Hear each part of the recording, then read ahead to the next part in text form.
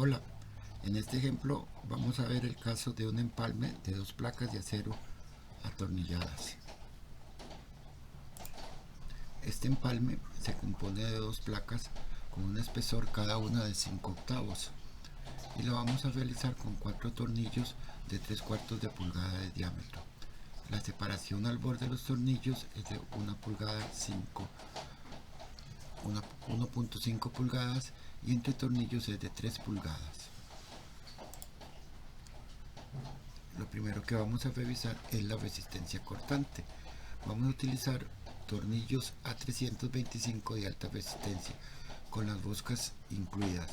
Para ellos la resistencia del cortante lo tenemos de la tabla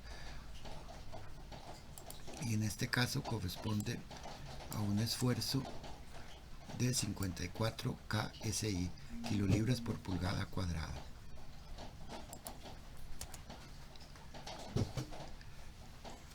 El área transversal de un tornillo sencillamente la calculamos como pi dividido entre 4 por el diámetro al cuadrado. Pi cuartos por 3/4 al cuadrado nos da un área transversal del tornillo de 0.442 pulgadas al cuadrado. La resistencia al cortante para un solo tornillo será el Φ por la resistencia del tornillo al cortante por el área transversal, 0.75 por 54 por su área, 0.442, y nos da una resistencia por tornillo de 17.9 kilolibras. Como tenemos 4 tornillos en la unión, la resistencia total al cortante será de 4 por 17.9 con un valor entonces de 71.6 kilolibras, el cual es ligeramente mayor a 60 kilolibras, que es la carga aplicada a la unión.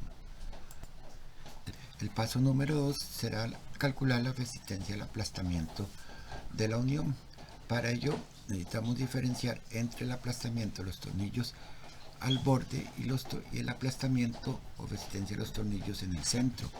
Para ello necesitamos calcular dos distancias, LC1 como la distancia al borde y LC2 como la distancia entre los tornillos.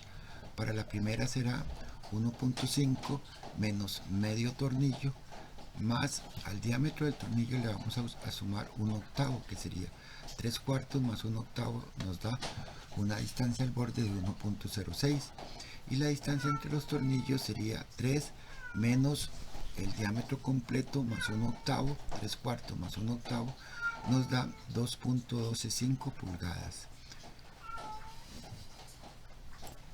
Así la resistencia al aplastamiento será la suma del aplastamiento de los tornillos al borde más el aplastamiento de los tornillos al centro.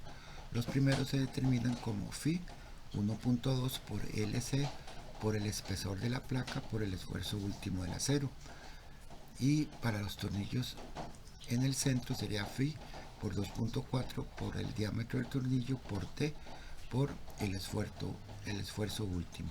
Así tenemos 0.75 por 1.2 por 1.06, que es el espesor, por 0.625 por 58. Estamos utilizando acero A36 y eso debe ser menor de 0.75 por 2.4 por el diámetro del tornillo 3/4 por el espesor de la placa 0.625 por el esfuerzo último del acero. El primer término nos da 34.6 y este debe ser menor de 48.9, lo cual es correcto. Por lo tanto, la resistencia del aplastamiento será la suma de los dos tornillos de borde más la resistencia de los tornillos internos. Como son dos tornillos, al borde tendremos 2 por 34.6 más 2 por 48.9, lo que nos da una resistencia de 167, que es mayor a 60 kilolibras. Muchas gracias.